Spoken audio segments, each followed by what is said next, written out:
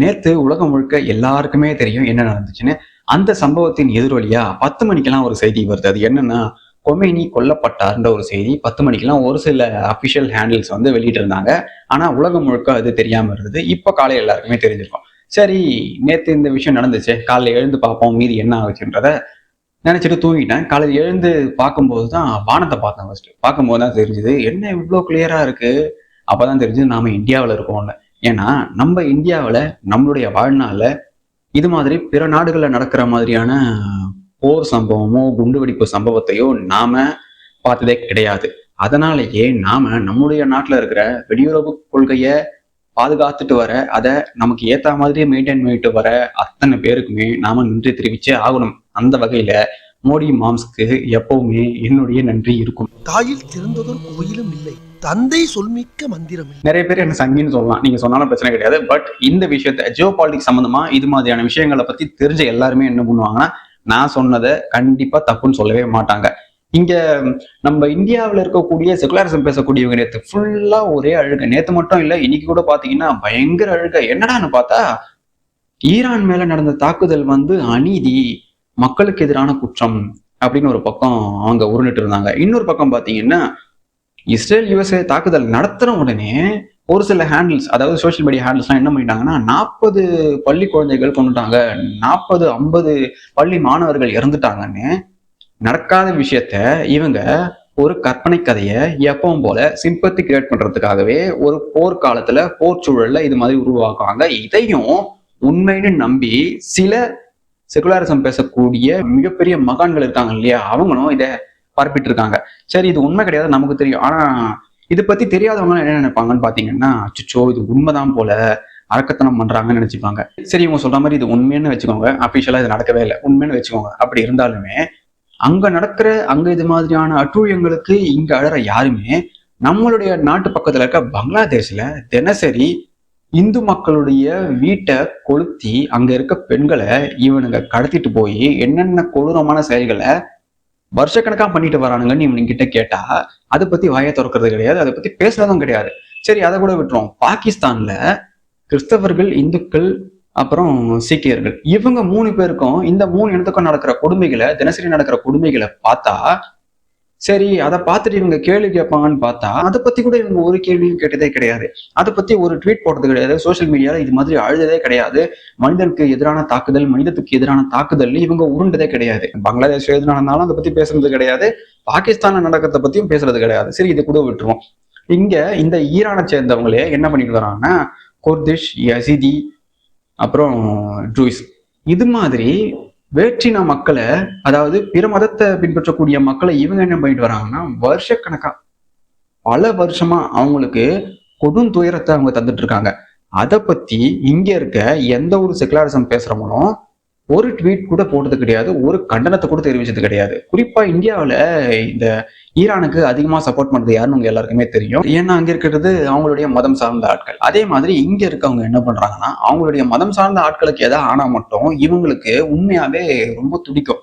ஆனா இவங்க மதம் சார்ந்த ஆட்கள் பிற மதத்தவர்களுக்கு ஏதாவது பண்ணா இவங்க அதை கண்டுக்கவே மாட்டாங்க, அப்படியே திரும்பி வேற பக்கம் போயிடுவாங்க. இந்த மாதிரி விஷயம் நடக்குதுன்றதே இவங்க தெரியாத மாதிரி அவங்களுடைய தினசரி வாழ்க்கைய மெயின்டைன் பண்ணிட்டு இருப்பாங்க.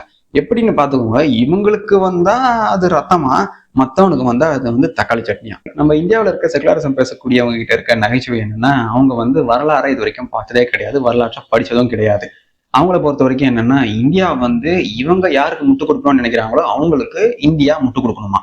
அந்த மாதிரி முட்டு கொடுத்தா மட்டும்தான் இந்தியா ஒரு நல்ல நாடு.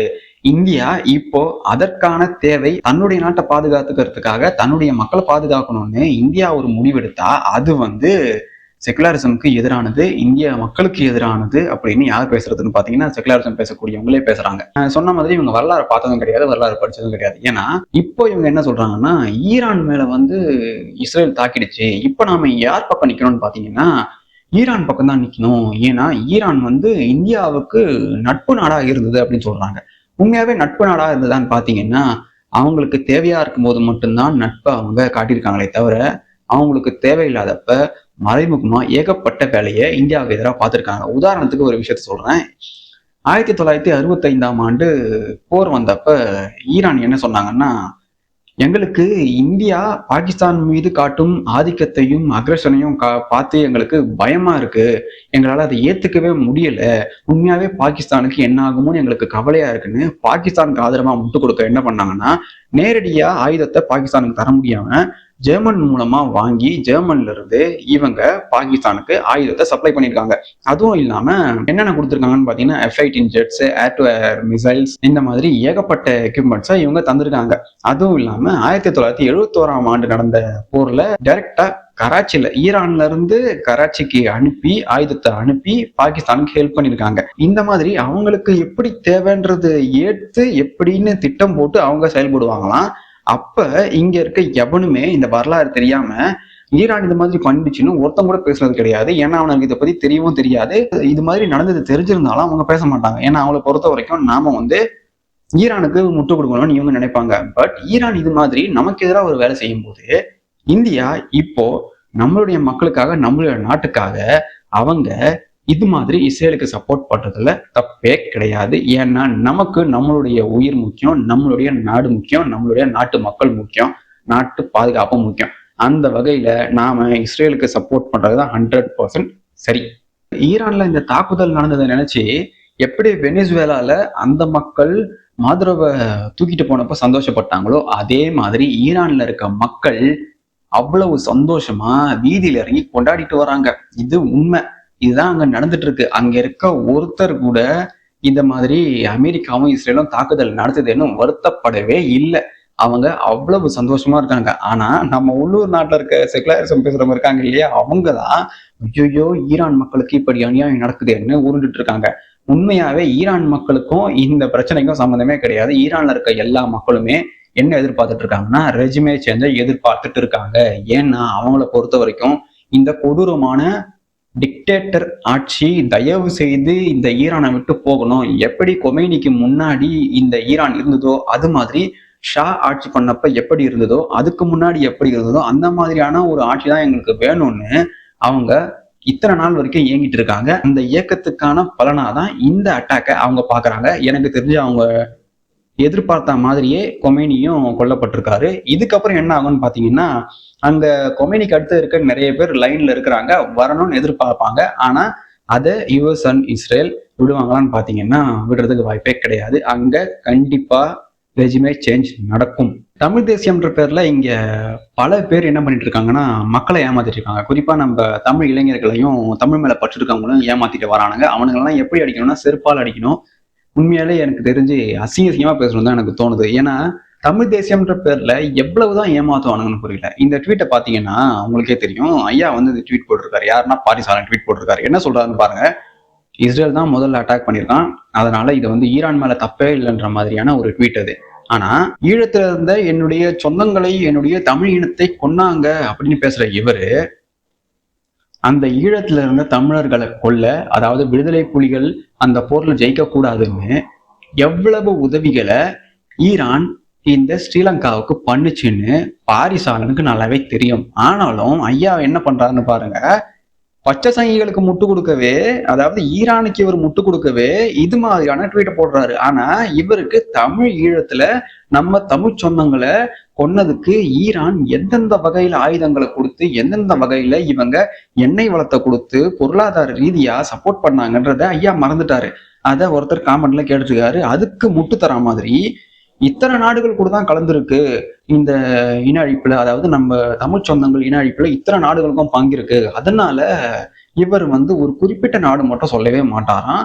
அமைதியை விரும்பும் மக்கள் ஒண்ணு கூடி வரணுமா. உண்மையாவே ஈழத்துல இருந்த மக்களுக்கு இனப்படுகொலை நடந்ததை நினைச்சு உனக்கு அக்கறை இருந்தா, மன வருத்தம் இருந்தா நீ என்ன சொல்லியிருக்கணும்? ஆமா, இந்த ஈழ இனப்படுகொலைக்கு யாரெல்லாம் தொடர்புல இருந்தாங்களோ அவங்க எல்லாருமே குற்றவாளிகள் தான் சொல்லியிருக்கணும். ஆனா சார் என்ன பண்றாருன்னா இப்போ ஈரானுக்கு சப்போர்ட் பண்றாராம். நான் என்ன சொல்றேன்னா, இஸ்ரேலும் சப்போர்ட் பண்ணிருக்கு, ஈரானும் சப்போர்ட் பண்ணிருக்கு ஸ்ரீலங்காவுக்கு. என்ன பொறுத்த வரைக்கும் என்னன்னா, ரெண்டு நாடுமே ஈழத்துல நம்மளுடைய சொந்தங்கள் சாகிறதுக்கு உதவி பண்ணிருக்காங்க. அப்படி இருக்கும்போது நான் என்ன பண்ணுவேன்னா, ரெண்டு நாடுக்குமே என்னுடைய ஆதரவு தரமாட்டேன். அந்த ரெண்டு நாட்டுக்குள்ள ஏதாவது நடந்தாலும் பரவாயில்ல, ஏதாவது ஒண்ணு அடிச்சுட்டு செத்தாலும் பரவாயில்ல தான் நான் வேடிக்கை பார்ப்பேன். ஆனா நான் இருக்க நாடான இந்தியா என்ன பண்ணுது, இஸ்ரேலோட ஒப்பந்தம் பண்ணுது. இஸ்ரேல் நமக்கு பாதுகாப்பு தரேன்னு சொல்லுது. அவங்க கிட்ட இருக்க ஆயுதத்தை நம்ம கிட்ட தரேன்னு சொல்லுது. அப்படி இருக்கும்போது என்னுடைய நாடு, நான் இருக்கக்கூடிய நாடு எந்த நாடுக்கு ஆதரவு தருதோ அந்த நாட்டுக்கு தான் என்னால ஆதரவு தர முடியுமே தவிர, நான் கிறுக்குத்தனமா அரசியல் புரிதல் இல்லாம, ஜியோ பாலிட்டிக்ஸ் என்ன நடக்குதுன்னு தெரியாம, கேனத்தனமா நான் எதிரில் இருக்க நாடுகள்லாம் முட்டு தர முடியாது. அந்த மாதிரி பாரிசாலன் என்ன பண்ணிருக்காருன்னு பாத்தீங்கன்னா, இவர் ஈழ மக்களுக்காக நிக்கிறதா நினைச்சு ஈரானுக்கு முட்டு கொடுக்குறாரு. அப்படி முட்டு கொடுக்கறதே தப்பா தானே இருக்கு. ஏன்னா ஈரான் தான் நம்மளுடைய ஈழச் சொந்தங்களை அழிக்க இஸ்ரேலை விட அதிகமா உதவி பண்ணிருக்கு. அப்படின்னா நாம் இஸ்ரேல் பக்கம் தான் நினைக்கணும். பாரிசாலனை பொறுத்த வரைக்கும் என்னன்னா, யூதர்கள் வந்துட்டாலே அவங்கள எவன் நல்லது பண்ணாலுமே சரி அவங்கள சார் ஏத்துக்க மாட்டாரு. ஏன்னா யூதர்கள் வந்துட்டாலே அவங்க எல்லாருமே இந்த பூமிக்கு எதிரானவர்கள், மனித குலத்துக்கு எதிரானவர்கள்னு இவரா ஒரு முடிவு பண்ணிடுவாரு. அதனாலதான் முடிவு பண்ணி இந்த ட்வீட் போட்டிருக்காரு. இப்போ இவருக்கு ஈரான் நல்லவங்களாம், அதாவது இந்த நேரத்துல ஈரான் இவங்களுக்கு நல்லவங்களாம், இஸ்ரேல் கெட்டவங்களாம். Saudi Arabia, Qatar, Jordan, Kuwait, UAE எல்லாருமே எங்களுடைய ஆதரவு உங்களுக்கு தானே யுஎஸ் மற்றும் இஸ்ரேலுக்கு அவங்க நட்பு கரத்தை நீட்டிட்டாங்க. ஏன்னா ஈரான் ஒரு கிறுக்குத்தனம் பண்ணாங்கன்னு ஆரம்பத்திலேயே சொன்னேன் இல்லையா? என்ன பண்ணிட்டாங்கன்னா, அமெரிக்காவுடைய பேசஸை தாக்குறேன்னு தனக்கு ஆதரவா இருக்கக்கூடிய நாடுகளை, அதாவது ஏதாவது பிரச்சனைன்னா மத்தியஸ்தம் பண்ற அளவுக்கு இவங்களுக்கு ஆதரவா இருந்த நாடுகள் மேலேயே இவங்க என்ன பண்ணிட்டாங்கன்னா தாக்குதல் நடத்திட்டாங்க. தாக்குதலால யாருக்கும் எந்த ஒரு பாதிப்பும் இல்லை அந்த நாட்டுல இருந்தவங்களுக்கு. ஆனா இதன் மூலமா ஈரான் அவங்களுக்கே மிகப்பெரிய ஆப்பை தூக்கி வச்சுக்கிட்டாங்க. ஏன்னா இப்போ நட்பு நாடுகளா இருந்த நாடுகள் எல்லாமே யுஎஸ்க்கும் இஸ்ரேலுக்கும் ஆதரவு தரத்தால இந்த நாடுகள் எல்லாமே இப்போ ஈரானுக்கு எதிராக ஒரே முனையில நிக்கிறாங்க. இதன் மூலமா ஈரானால ஜெயிக்க முடியுமான்னு பாத்தீங்கன்னா இந்த போர்ல சுத்தமா ஜெயிக்கவே முடியாது. ஈரான்ல இருக்க பெண்களை ஈரான்ல இருக்க குழந்தைங்களை இஸ்ரேலும் யுஎஸும் குண்டு போட்டு கொன்னுட்டாங்க.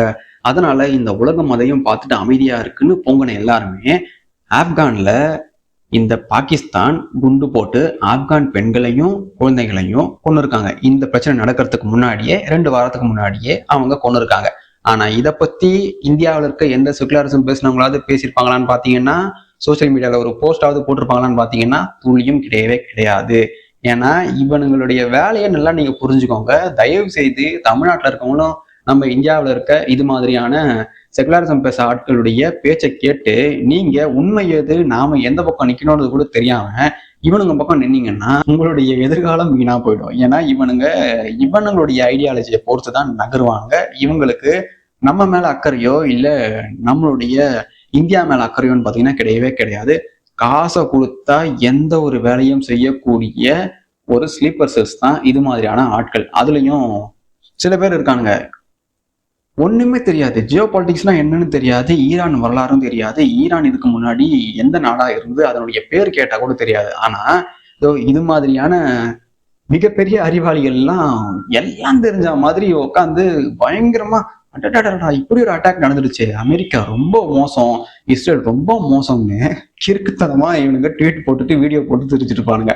கௌரியை பத்திலாம் அவங்க எல்லாருக்குமே தெரியும், பேசுறது எல்லாமே சுத்த உருட்டுதான், ஒண்ணுமே இருக்காது. அப்படி இருந்தும் அவன் போடுற வீடியோவை எல்லாம் லட்சக்கணக்கான பேர் பார்த்துட்டு அதையும் நம்பிட்டு தெரியுங்கன்னா என்ன சொல்றதுன்னு எனக்கு தெரியல. ஈரான் மேல எப்படி தாக்குதல் நடத்தணும்னு இஸ்ரேலும் அமெரிக்காவும் எப்படி பிளான் பண்ணிருக்காங்கன்னு பாருங்க.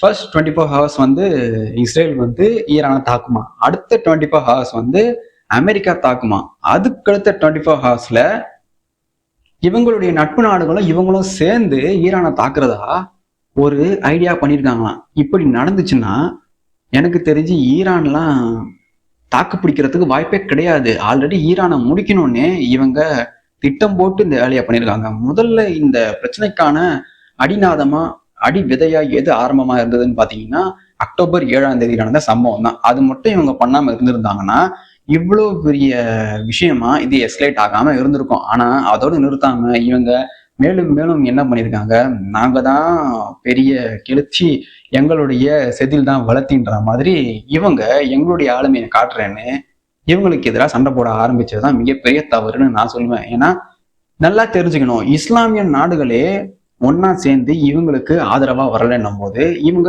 எந்த அளவுக்கான வேலையை பார்த்துட்டு இருக்காங்கன்றது ஜியோ பாலிட்டிக்ஸ் தெரிஞ்ச எல்லாருக்குமே தெரியும். குறிப்பா ஷியா சன்னி இந்த பிரிவுகளுக்கு என்னைக்குமே ஒற்றுமை வரவே வராது. ஈரான்ல இருக்கவங்க எல்லாருமே அப்படித்தான், ஏத்துக்கவே மாட்டாங்க, அதாவது இந்த பிரிவுல இருக்கவங்க.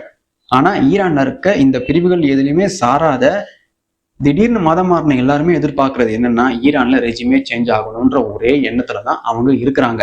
அதனால அமெரிக்காவும் இஸ்ரேலும் சேர்ந்து ரெஜிமே சேஞ்ச் பண்ணிட்டு, அப்படியே ரெஜிமே சேஞ்ச் ஆனாலும் இந்த 2 நாடும் சேர்ந்து எங்களுடைய நாட்டை என்ன பண்ணுவாங்கன்னு எங்களுக்கு நல்லாவே தெரியும். ஒண்ணு சூறையாடுவாங்க, இல்ல அவங்களுடைய பப்பட் ஆட்சி முறையை இங்க அமைச்சு அவங்களுக்கு தேவையானதை எடுப்பாங்கன்ற விஷயத்துல ஈரான் மக்கள் நல்லா தெளிவா இருக்காங்க. அப்படியே இருந்தாலும் எங்களுக்கு இப்ப இருக்க சர்வாதிகார ஆட்சி வேணான்றதுல அவங்க ரொம்ப 100% கிளியரா இருக்காங்க. இங்க இருக்க நம்ம இந்திய செகுலரிசவாதிகள் மாதிரி அவங்க எதையுமே சொல்லி உருளவும் இல்லை, அழவும் இல்லை, சந்தோஷமா கொண்டாடுறாங்க வீதிகளில் இறங்கி. ஏற்கனவே சைனாவுடைய நகைச்சுவைகள் எல்லாமே ஆபரேஷன் சிந்தூர்லயே வெளியே வந்துருச்சு. உலகத்துக்கே தெரிஞ்சு போச்சு சைனா ஒரு டம்மி பீஸ்னு. அதுவும் இல்லாம நம்ம இந்தியாவில் இருக்க சைனாக்கு முட்டு கொடுக்கக்கூடிய செகுலரிசவாதிகள்லாம் என்ன சொல்றாங்கன்னா, சைனா கண்டிப்பா இந்த பிரச்சனையில இறங்கும்னு. ஆனா சைனா கொடுத்த எந்த ஒரு எக்யூப்மெண்ட்டுமே ஈரான்னால செயல்படுத்தவே முடியல. அது எல்லாமே டம்மி பீஸா போயிடுச்சு, வேஸ்ட் ஆயிடுச்சு. அதனால ஒரு பிரயோஜனமே இல்லைன்னு அவங்களே காரி துப்புற அளவுக்கு தான் சைனாவுடைய டெக்னாலஜி, அதாவது ஆயுதத்தை அவங்க கொடுத்து அமைச்சிருக்காங்க. இதனால ஈரானுக்கு ஒரு 10 பைசா கூட பிரயோஜனம் இல்லைன்னு ஈரான்ல இருக்கவங்களே காரி துப்புற அளவுக்கு தான் சைனாவுடைய டெக்னாலஜிக்கல் டெவலப்மெண்ட் இருக்கு. ஆனா நம்ம கிட்ட காட்டுறது என்னன்னு பாத்தீங்கன்னா, சைனா பயங்கரமா முன்னேற்றம் அடைஞ்சிருச்சுன்னு. அதுதான் கிடையாது. அது எல்லாமே அவுட்டர் லெவல்ல நமக்கு காட்டுற அந்த கிமிக்ஸ் தானே தவிர, உண்மையாவே டீப்பர் சைனாக்குள்ள போனீங்கன்னா அங்க எந்த அளவுக்கு மக்கள் நசுக்கப்படுறாங்க, அவங்களுடைய வாழ்க்கை எப்படி இருக்குன்னு டீப்பர் சைனாக்கு போனவங்களுக்கு மட்டும் தான் தெரியும். ஆனா அங்க எங்கேயுமே போகாம அங்க என்ன நடக்குதுன்னு தெரியாம நம்ம இந்தியாவில இருக்க சில அதிமேதாவி செகுலரிசவாதிகள் சைனா எப்படி முன்னேறிச்சு பாத்தீங்களா, நாம இன்னும் பாருங்க மாட்டுக்கறிக்காக சண்டை போட்டுட்டு இருக்கோம்னு உருண்டுட்டு இருக்கானுங்க. ஆனா சைனா கொடுத்த எந்த வெப்பன்ஸும் எந்த எக்யூப்மெண்ட்ஸும் ஒழுங்கா வேலை செய்யவே இல்லை. ஆனா நம்மளுடைய எக்யூப்மெண்ட்ஸை பார்த்து, நாம உருவாக்குற எக்யூப்மெண்ட்ஸையும் நாம வாங்கி அதை எப்படி செயல்படுத்துறோம்னு பார்த்து உலகமே வியந்து போய் தான் பாக்குது. அதனாலேயே நாம உண்மையாவே இந்தியாவில பிறந்ததுக்கு சந்தோஷப்படணும். சூப்பர் பவர் சைனான்னு சொல்றாங்க இல்லையா, இந்த சூப்பர் பவர் சைனாவால தன்னுடைய நட்பு நாடான வெனிசுவேலாவை காப்பாற்ற முடியல, தாய்வானை ஊடுருவ முடியல. இன்னைய வரைக்குமே இவங்க பாவலா காட்டிட்டு இருக்காங்களே தவிர ஊடுருவி அட்டாக் பண்ணி தாய்வானை இவங்களால கைப்பற்றவே முடியல. இவங்களுடைய ரேடார் சிஸ்டம் சுத்தம் பாகிஸ்தான்ல வேலை செய்யவே இல்லை. ஈரான்ல சொல்லவே வேணாம், இவங்க அனுப்புன எல்லா டிஃபென்ஸ் சிஸ்டமும் சுக்குநூறா உடைச்சி குப்பையில போடப்பட்டுடுச்சு. நட்பு நாடான ஈரானையும் இவங்களால காப்பாற்ற முடியல. ஆனா இதுல இவங்க சூப்பர் பவரா. ஈரான் தனக்குத்தானே ஆப்பு வச்சுக்கிட்டது மட்டும் இல்லாம சைனாவுக்கும் சேர்த்து மிகப்பெரிய குழியை தோண்டிட்டு போயிருக்கு. என்னன்னா இவங்களுடைய நேர் செட்டில்மெண்ட், அதாவது யுவான்ல செட்டில் பண்ற ஆயில் வர்த்தகமும், இன்னும் சில அதாவது சைனாவுடைய எக்ஸ்பான்ஷன், அந்த நாட்டை சுத்தி இருக்க மிச்ச நாடுகள் எல்லாத்தையும் பிடிக்கக்கூடிய சைனாவுடைய திட்டம் எல்லாத்தையுமே இந்த ஈரான் கொடுக்கக்கூடிய ஆயில்ல தான் இவங்க கால்குலேட் பண்ணி வச்சிருந்தாங்க சைனாக்காரங்க. ஆனா சைனாக்காரங்களுக்கே ஆப்படிச்ச மாதிரி ஈரான் விட்ட ராக்கெட் எந்தெந்த பேசஸ் தாக்குச்சோ இல்லையோ, இந்த சைனாவுடைய பேஸை பயங்கரமா தாக்கிடுச்சு. ஏன்னா இப்போ யுஎஸ் அண்ட் இஸ்ரேல் டைரக்டா ஈரானை தாக்கி அவங்க அதை கண்ட்ரோலுக்கு எடுத்துக்கிட்டாங்கன்னா சைனாவுடைய கதை கம்ப்ளீட்டா முடிஞ்சிடுது. சைனாவை என்ன பண்ணுவாங்கன்னா, இனி நாங்க சொல்றபடிதான் நீ கேட்கணும், இல்லைன்னா உனக்கு ஆயில் சாங்ஷன் தான் பண்ணுவோன்னு கன்ஃபார்மா ட்ரம்ப்பும் இஸ்ரேலும் ஓப்பனா அறிவிச்சிருவாங்க. அத்தோட சைனாவால தாய்வானை கூட கைப்பற்றுவதை நினைச்சு கூட பார்க்க முடியாது. இதுல இந்தியாவுடைய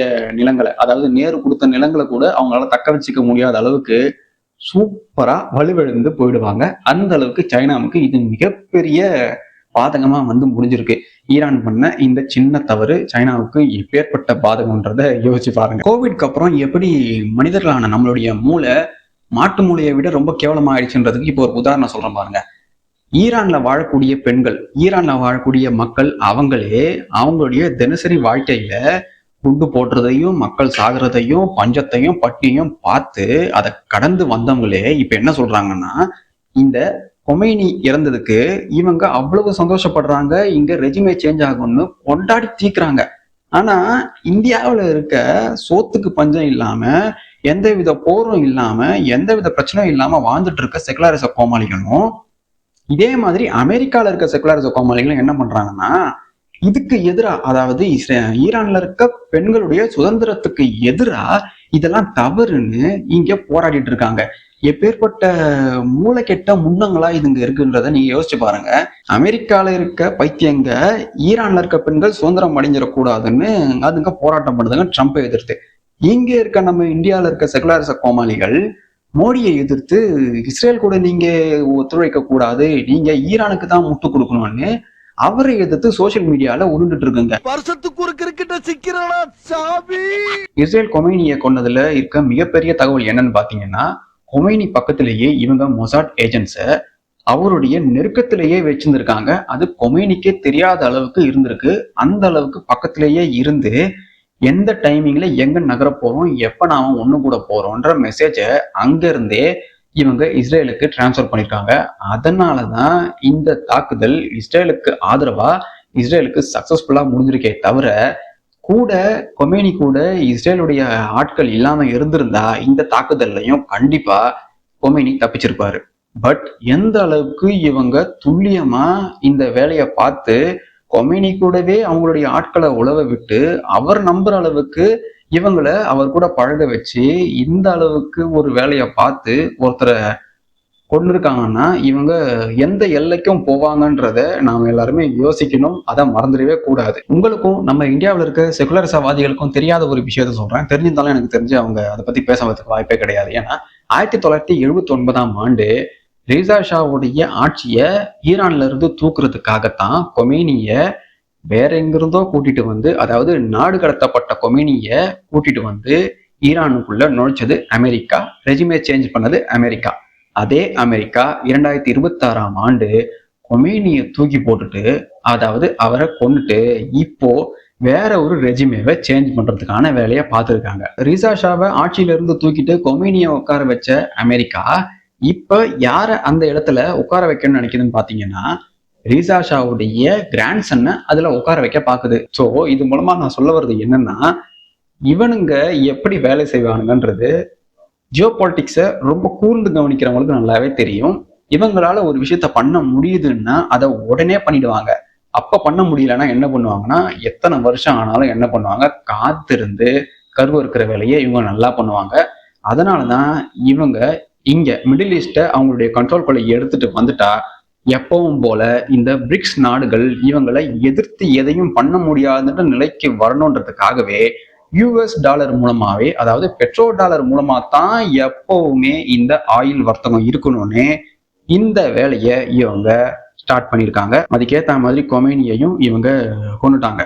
கொன்னதுக்கு அப்புறம் இப்போ எனக்கு தெரிஞ்சு இன்னும் கொஞ்ச நாள்ல ஈரானை இவங்க கைவசம் கொண்டு வந்துடுவாங்க. வந்ததுக்கு அப்புறம் ரெஜிமே சேஞ்ச், வழக்கம் போல ஆயில் பெட்ரோ டாலர் மூலமா தான் வரும். இனி டைரக்ட் செட்டில்மெண்ட்டும் கிடையாது. எந்த ஒரு பணத்தின் மூலமாகவும் யாராலையும் எதையும் வாங்க முடியாது. ஒன் அண்ட் ஒன்லி டாலரால மட்டும்தான் இதை வாங்க முடியும். அப்படி ஒரு நிலைக்கு எல்லா நாடுமே தள்ளப்படும். ஈரான் மேல அமெரிக்காவும் இஸ்ரேலும் தாக்குதல் நடத்துறாங்க. மோடிக்கு இரக்கம் கிடையாது, இவங்களுக்கும் இரக்கம் கிடையாது. அங்க இருக்க பெண்களை இவங்க தாக்குதல் நடத்தி கொள்றாங்க. பாவம் பள்ளி குழந்தைகளை இவங்க கொண்டுட்டாங்கன்னு சொல்ற இந்த செகுலரிசவாதிகள்லாம் ஜனவரி 8 மற்றும் 9 ஈரான்ல கொமேனியுடைய படைகள் 36,000 உயிர்களை கொன்னாங்க. இதை பத்தி இந்த செகுலரிசம் பேசுற எவனுமே பேசவும் இல்லை, ஒரு ட்வீட் கூட போடவே இல்லை. அந்த 36,000 பேரை எந்த மாதிரியான ஆயுதங்களை பயன்படுத்தி கொண்டிருக்காங்கன்னு பாத்தீங்கன்னா, கத்தி, கபடா, கட்டை, கையில கிடைக்கிற எல்லாத்தையுமே எடுத்து போட்டு கொண்டிருக்காங்க. அதுவும் இல்லாம துப்பாக்கிகள் அதை யூஸ் பண்ணிருக்காங்க. அதை தாண்டி இன்னொரு முக்கியமான ஆயுதம் எதுன்னா, பில்டிங்ஸையும் ரொம்ப கடினமா இருக்கக்கூடிய டார்கெட்ஸையும் ஊடுருவக்கூடிய புல்லட்ஸ் எல்லாம் பயன்படுத்தி ஒரு சாதாரண மனித உடலை தாக்குறதுக்காக இவனுங்க பயன்படுத்தியிருக்காங்க. இவனுங்க நம்ம கிட்ட மனிதத்தை பத்தி பேசுறானுங்க.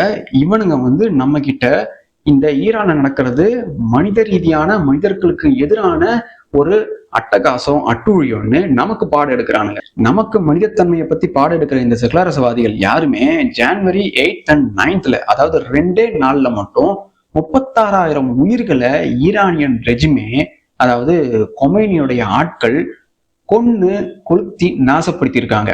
இதை பத்தி ஒருத்தனுமே வாய் திறக்கல. ஆனா இவனுக்கு தான் நமக்கு இங்க சோசியல் மீடியால உட்காந்துட்டு மனிதத்தன்மையை பத்தி பாடம் எடுக்கிறானுங்க. Jan 8 and 9 இவனுங்க யாராவது ஒரு ட்வீட்டாவது போட்டிருப்பானுங்கன்னு பாருங்க. சத்தியமா ஒருத்தனும் ஒண்ணுமே பண்ணிருக்க மாட்டானுங்க. இந்த தாக்குதல்ல யுஎஸும் இஸ்ரேலும் 2 பேருக்கு மட்டும்தான் குறி வச்சாங்க. அது யாருன்னு பாத்தீங்கன்னா கமினி அண்ட் பெசஷ்கேன். இவங்க 2 பேருக்கு மட்டும்தான் குறி வச்சாங்க. அந்த நேரத்துல இவங்க குறி வச்சு கரெக்டா இவங்க 2 பேர் மேல மட்டும்தான் தாக்குதல் நடத்தினாங்களா பாத்தீங்கன்னா எக்ஸ்ட்ரா பெனிஃபிட்டா இவங்க கூடவே இருக்கக்கூடிய இன்னும் சில பேரும் அதுல மாட்டிக்கிட்டாங்க. அதுதான் மிகப்பெரிய நல்வாய்ப்பா யுஎஸ் அண்ட் இஸ்ரேலுக்கு அமைஞ்சு போச்சு. இந்த திட்டத்தை அவங்க பல மாசங்களா பிளான் பண்ணிருக்காங்க. பிளான் பண்ணி தான் இதை எக்ஸிக்யூட் பண்ணிருக்காங்க. ஏன்னா இதுக்கு முன்னாடி வரைக்கும் பாத்தீங்கன்னா எப்பவுமே இரவுல தான் அவங்க லான்ச் பண்ணுவாங்க ஸ்ட்ரைக்ஸை. அதே மாதிரி ஆஃப்டர் மிட் நைட் தான் அவங்க ஸ்ட்ரைக் லான்ச் பண்ணுவாங்க. பட் இந்த விஷயத்துல மட்டும் இவங்க கனக்கச்சிதமா ஒரு மீட்டிங் நடக்க போகுதுன்னு தெரிஞ்சு இவங்க பகல்லையே இவங்க ஸ்ட்ரைக்கை லான்ச் பண்ணியிருக்காங்க. இதே மாதிரி தான் ஜூன் 2025 மீட்டிங் ஆரம்பிக்கும் போது 30 தளபதிகளை அவங்க கொண்டாங்க. இஸ்ரேல் வந்து ஈரான் தளபதிகளை கொண்டாங்க.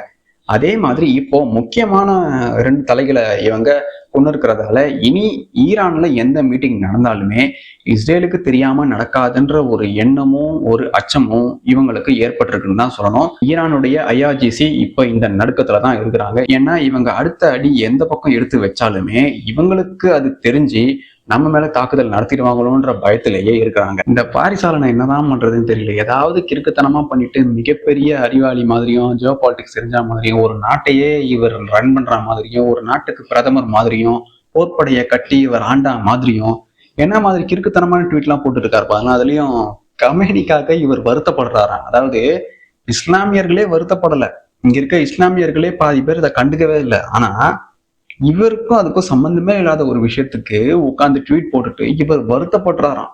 அதாவது கம்யூனி வந்து ஹீரோவாம், ஒரு ஹீரோவா ஒரு புரட்சியாளனா அவர் வந்து வரலாற்றுல நினைவு கூறப்படுவார்னு ட்வீட் போடுறாரு. கம்யூனி என்ன பண்ணாருன்னு கொஞ்சமாவது தெரியுமா? இல்ல தெரிஞ்சு வேணுமனே முட்டு கொடுக்குறாரா? இல்ல தெரியாம ஏதோ ஒரு காரணத்துக்காக இவருடைய சுய லாபத்துக்காக இவர் முட்டு கொடுக்குறாரான்னு எனக்கு சத்தியமா புரியல. கொஞ்சம் கூட மூல வளர்ச்சி இல்லாம இப்படி ஒரு ஆளுகெல்லாம் முட்டு கொடுக்குறமேன்னு கொஞ்சம் கூட பூச்சம் இருக்குமா இருக்காதான்னு எனக்கு தெரியவே இல்லை. ஈரான் மேல அமெரிக்காவும் இஸ்ரேலும் திடீர்னு ஏன் தாக்குதல் நடந்துச்சு? இதுக்கான காரணமா நிறைய பேர் நிறைய விஷயத்த சொல்லியிருப்பாங்க. ஆனா உங்களுக்கு 5 காரணம் மட்டும் சொல்றேன். இந்த 5 காரணத்துல ஏதோ ஒரு காரணம் தான் முக்கியமான காரணமா இஸ்ரேலும் யுஎஸும் வச்சுக்கிட்டு அதை ஈரான் மேல காட்டியிருக்காங்க. என்ன விஷயம்னா, ஃபர்ஸ்ட் பாத்தீங்கன்னா இவங்களுடைய அலைஸை பாதுகாக்க ஈரான் தீவிரவாதத்துக்கு ஸ்பான்சர் பண்றதால இவங்க இந்த போர்ல இறங்கியிருக்காங்க. இன்னொரு விஷயம், ஈரான் வந்து இன்னும் 2-3 மாசத்துல நியூக்ளியர் பவரை அட்டைன் பண்ணிடுவாங்கன்ற காரணத்துக்காக. இன்னொரு விஷயம், ஈரான் ஹவுதிஸ் மூலமா குளோபல் ட்ரேடை டிஸ்டர்ப் பண்ற காரணத்தால. இன்னொரு விஷயம் என்னன்னா, அதாவது ஃபைனல் மேட்டர் என்னன்னா, ஈரான்ல இருக்க மக்கள் ரெஜிமே சேஞ்சை எதிர்பார்த்து பல வருஷங்களா போராடிட்டு வராங்க. அதோட சேர்த்து இவங்க ரெஜிமே சேஞ்சையும் பண்ணி விட்டுறலாம், இவங்களுடைய கைப்பாவை ஆட்சியை அங்க கொண்டு வரலான்ற காரணத்துக்காகவும் ஈரான் மேல இவங்க இந்த போரை நடத்திருக்காங்க. இதுதான் முக்கியமான காரணமா இருக்கு. இந்த 5 காரணத்தையும் தாண்டி உங்களுக்கு வேற ஏதாவது காரணங்கள் தெரிஞ்சா நீங்க அதை காமெண்ட் பண்ணுங்க. அடுத்த கட்டமா அமெரிக்காவும் இஸ்ரேலும் ஈரான்ல என்ன பண்றாங்கன்னு தெரிஞ்சுக்கிட்டு நாம அடுத்த வீடியோல இனி என்ன நடக்கும், அதாவது மார்ச் 12th இருந்து 21க்குள்ள இந்த போர் இன்னும் தீவிரமாகும்னு சொன்னேன் இல்லையா, அதுக்கப்புறம் என்ன நடக்கும்னு நாம அதுக்கடுத்த வீடியோல பார்க்கலாம். Until we meet again.